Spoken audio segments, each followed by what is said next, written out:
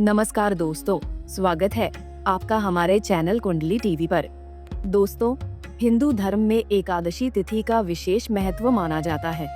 हर महीने आने वाली एकादशी भगवान विष्णु की पूजा और व्रत के लिए समर्पित होती है। इन्हीं में से एक है पाप मोचनी एकादशी, जिसे पापों से मुक्ति दिलाने वाली एकादशी माना जाता है। धार्मिक मान्यता के अनुसार इस दिन विधि विधान से व्रत रखने और भगवान विष्णु की पूजा करने से व्यक्ति के जाने अनजाने में किए गए पापों का नाश होता है और जीवन में सुख समृद्धि आती है। ऐसे में साल 2026 में पाप मोचनी एकादशी की तिथि को लेकर कई लोगों के मन में भ्रम है कि यह 14 मार्च को है या 15 मार्च को। ऐसे में अगर आप भी इस व्रत को रखना चाहते हैं तो आपके लिए पाप मोचनी एकादशी की सही तारीख, पूजा का शुभ मुहूर्त और व्रत पारण का समय जानना बेहद जरूरी हो जाता है। ऐसे में आज की इस वीडियो में हम आपको इसी के बारे में बताने वाले हैं। तो चलिए बिना किसी देरी के शुरू करते हैं।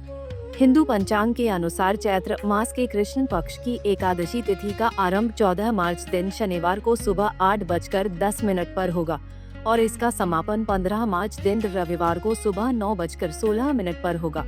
इस हिसाब से पाप मोचनी एकादशी का व्रत 15 मार्च दिन रविवार को रखा जाएगा।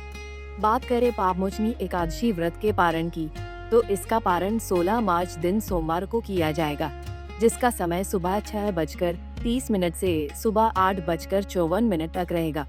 बात करें इस दिन के महत्व की, तो धार्मिक मान्यताओं के अनुसार पाप मोचनी एकादशी का व्रत रखने से व्यक्ति को जाने अनजाने में हुए पापों से मुक्ति मिलने की मान्यता है।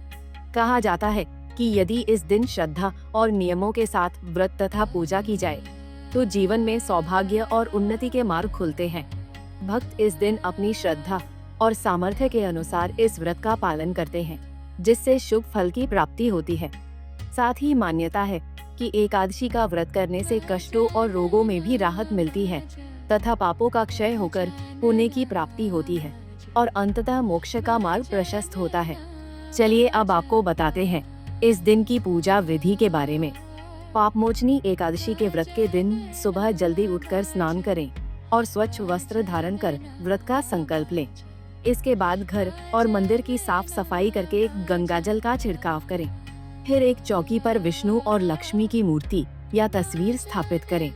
पूजा के दौरान भगवान विष्णु को चंदन, पीले पुष्प, पीले फल, तुलसी दल, शहद, धूप और दीप अर्पित करें। इसके बाद भगवान के मंत्रों और विष्णु सहस्त्र नाम का जप करें तथा व्रत कथा का श्रवण करें। पूजा के अंत में आरती करें और अनजाने में हुई किसी भी त्रुटि के लिए भगवान से क्षमा प्रार्थना करें। मान्यता है कि इस दिन अधिक से अधिक समय भगवान विष्णु के ध्यान और भजन कीर्तन में बिताना चाहिए। संध्या पूजा के बाद फलाहार किया जा सकता है और कई भक्त रात्रि में भगवान के नाम का जागरण भी करते हैं। अगले दिन निर्धारित समय पर व्रत का पारण किया जाता है। इसके अलावा इस दिन कटु वचन बोलने, अपशब्दों का प्रयोग करने या किसी से विवाद करने से बचना चाहिए। व्रत के दौरान ब्रह्मचर्य का पालन करना और सकारात्मक विचार रखना भी शुभ माना जाता है। साथ ही इस पावन अवसर पर जरूरतमंद लोगों को दान देना भी अत्यंत पुण्यदायी माना जाता है। कुंडली टीवी डेस्क से प्रांजलि की रिपोर्ट।